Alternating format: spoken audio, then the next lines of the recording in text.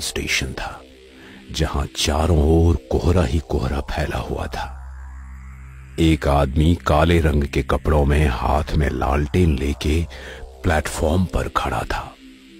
एक ट्रेन आकर रुक जाती है। अचानक उस ट्रेन के डब्बे से जोरों से आवाज आने लगती है। ट्रेन का डब्बा हिलने लगता है।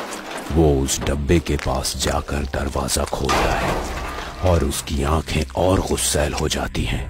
शांत हो जाओ, शायद तुम्हारी भूख कभी मिटेगी ही नहीं।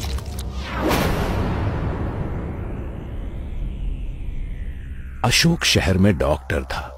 2 दिन पहले ही वो गांव आया था। गांव आने के बाद जब उसे पता चला कि काला जादू और भूत प्रेत जैसी चीजों से गांव के लोग गायब हो रहे हैं तो उसे ये बात हजम नहीं हुई। अशोक ने कुछ दिन गांव में ही रुककर इस रहस्य को जानने का ठान लिया। उसने गांव वालों से मदद ली। अशोक ने केशव के घर से पूछताछ शुरू की।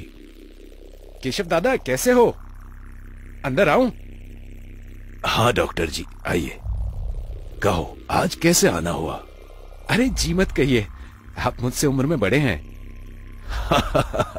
बेटा उम्र से कोई छोटा बड़ा थोड़ी होता है। तुम्हारे कर्मों से बड़े बनते हो तुम।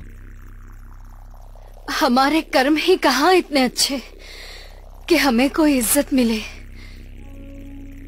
आप दादा मुझे जानना था कि आपने इस गांव के राक्षस को देखा है? कौन सा राक्षस? गांव के लोग अचानक कम हो रहे हैं, आपको पता ही होगा। हाँ, कुछ लोग गायब हुए हैं, सुना था मैंने भी। अशोक केशव को सविता से दूर ले जाकर केशव से पूछता है। केशव दादा पिछली बार मैं आया था तब वहिनी गर्भवती थी ना? सविता को यह सुनते ही गुस्सा आ जाता है। वो मानो अशोक पर झपट पड़ती है। क्या कहा तूने?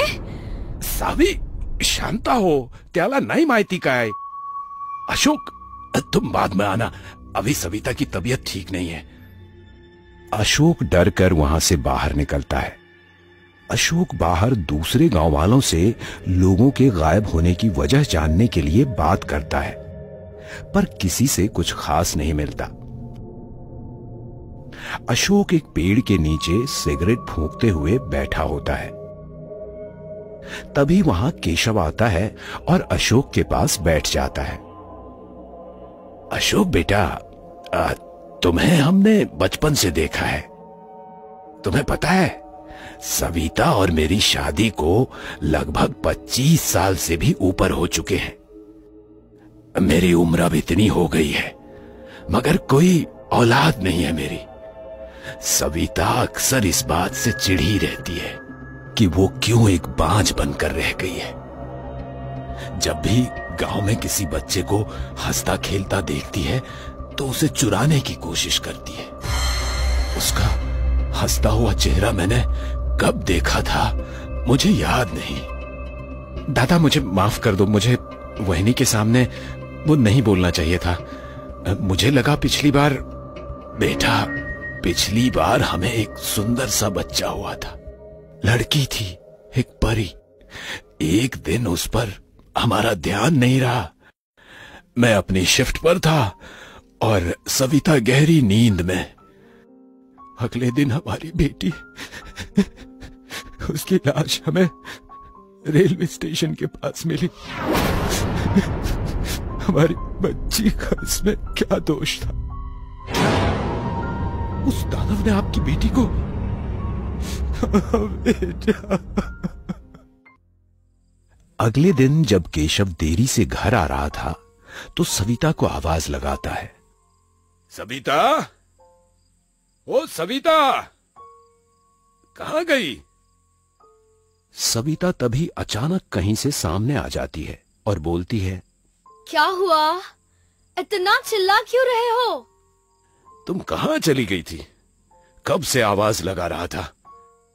अरे बाबा, मेरे मायके से कुछ लोग आए थे, उन्हें ही छोड़ने गई थी।